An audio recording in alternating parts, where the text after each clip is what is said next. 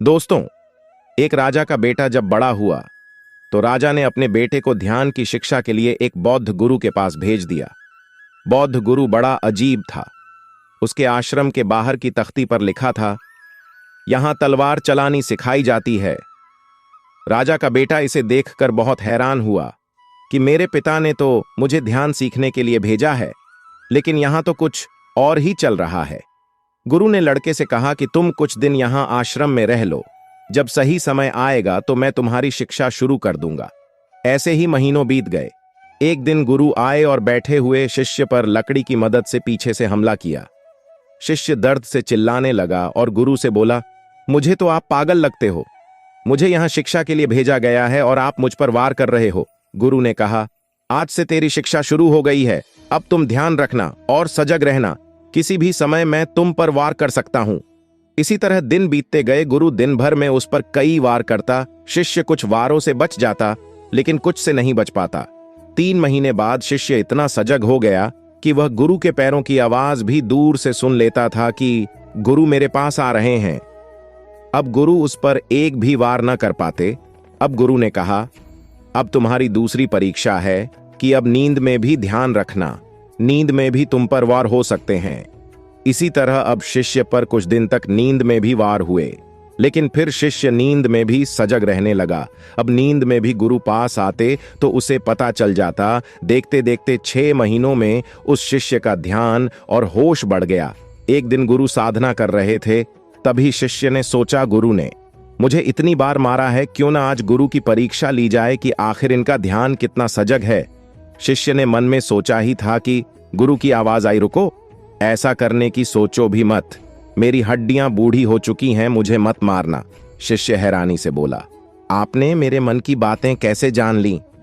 गुरु ने कहा, बेटा, अब मेरा मन इतना शांत और ध्यान इतना सजग हो चुका है कि मैं अब दूसरों की भावनाओं और मन के विचारों को पढ़ लेता हूं। सारी शिक्षाएं पूरी होने के बाद वह अपने महल वापस लौट आया। पिता ने पूछा, कैसे थे तुम्हारे गुरु? बेटे ने कहा, गुरुदेव ने मुझे तलवार चलाना तो नहीं सिखाया, लेकिन अब कोई मुझ पर वार नहीं कर सकता। मेरा ध्यान इतना सजग और तीव्र हो चुका है कि मैं किसी के मन की बातें भी आसानी से पढ़ सकता हूं। दोस्तों, एक शांत मन आपके जीवन में ध्यान को जन्म देता है। जितना गहरा आपका ध्यान रहेगा, उसी लेवल पर आप चीजों को याद रख पाओगे। शांत मन में इतनी ताकत होती है कि आप दूसरों के दिमाग को पढ़ना भी सीख जाओगे। इसलिए हर दिन सजग रहने के लिए ध्यान करना चाहिए। ध्यान से आपके दिमाग में स्थित कई बंद छिद्र खुलते हैं और आपकी इंटेलिजेंस बढ़ती है।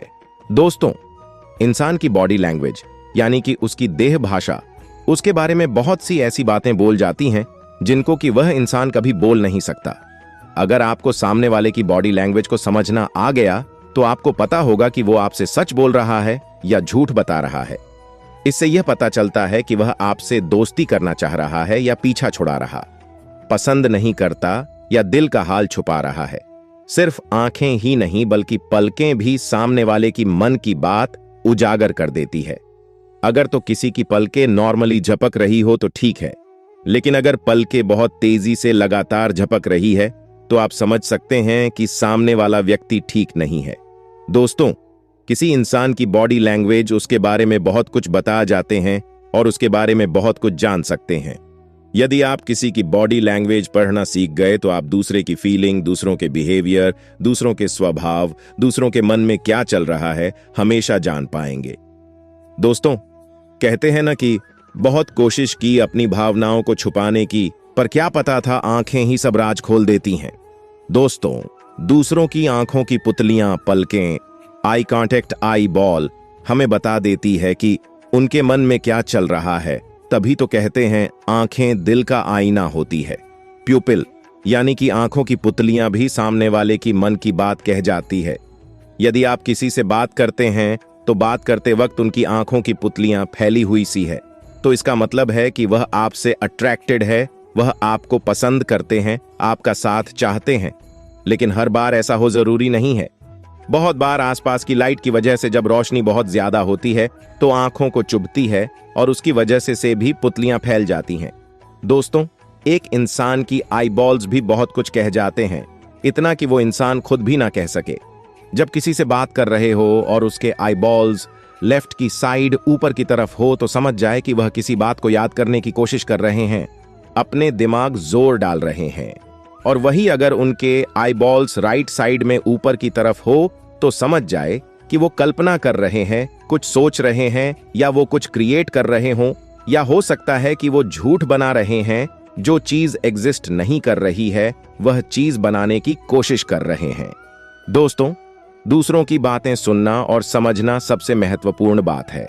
जब आप व्यक्ति की बातें सुनते हैं तो उनकी भावनाओं, ख्यालों और दर्द को समझने का मौका मिलता है। दोस्तों, इसी तरह और भी मोटिवेशनल वीडियो देखने के लिए आप हमारे चैनल को लाइक करें, शेयर करें और सब्सक्राइब करें। धन्यवाद।